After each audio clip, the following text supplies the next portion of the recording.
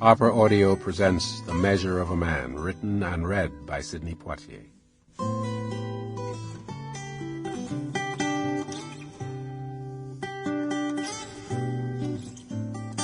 Many years ago, I wrote a book about my life, which was, necessarily in large part, a book about my life in Hollywood.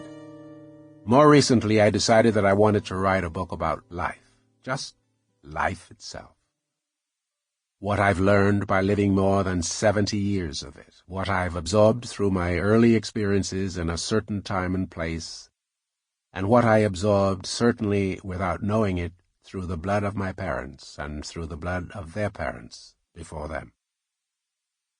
I felt called to write about certain values such as integrity and commitment, faith and forgiveness, about the virtues of simplicity, about the difference between amusing ourselves to death and finding meaningful pleasures, even joy.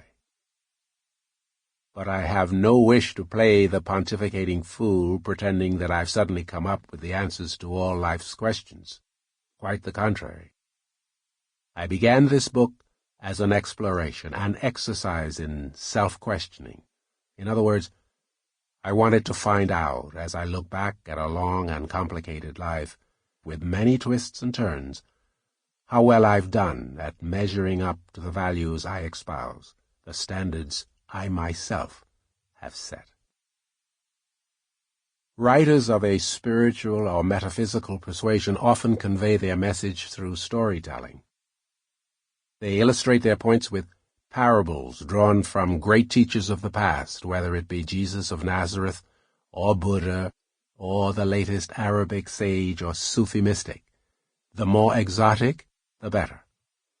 Some take this natural tendency to great lengths, writing whole books devoted to finding the deep wisdom embedded in ancient folk tales. Psychologically complex stories drawn from Africa, Scandinavia, East Asia, Latin America, and many other far-flung traditions. They do this, it seems, to get as far away as possible from our contemporary mindset so that we can see modern, digitized, post-industrial life as if through new eyes, or perhaps through very ancient, very grounded eyes. For me, the task is much easier. First of all, I've spent a very long time working in the dream factory called Hollywood. It's been my privilege, but also my daily business, to participate in constructing and dramatizing what those of us involved always hoped were meaningful stories and putting them on the screen. Because I've always believed that my work should convey my personal values, as an author I don't have to look far to find storylines to illustrate points I wish to make. Happily, certain films that are a part of my own personal resume are also part of the collective unconscious of a great many Americans of a certain age. It's my great good fortune that many of these films, stories such as Lilies of the Field, A Patch of Blue, Guess Who's Coming to Dinner, and To Sir with Love, are still familiar today thanks to home video and repeated play on television. Thus they give you and me the possibility of a common bond and a common frame of reference, and I want to use them that way.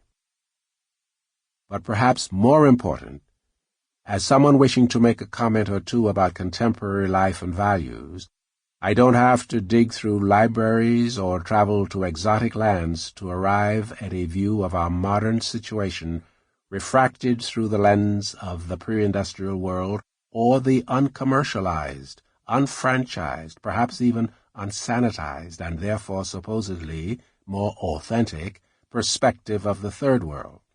Very simply, this is because that other world, as alien as if separated by centuries in time, is the one from which I came. The Idol. It's late at night, and I lie in bed in the blue glow of the television set. I have the clicker in my hand, the remote control, and I go from 1 to 97, scrolling through the channels. I find nothing that warrants my attention, nothing. Sample complete. Ready to continue?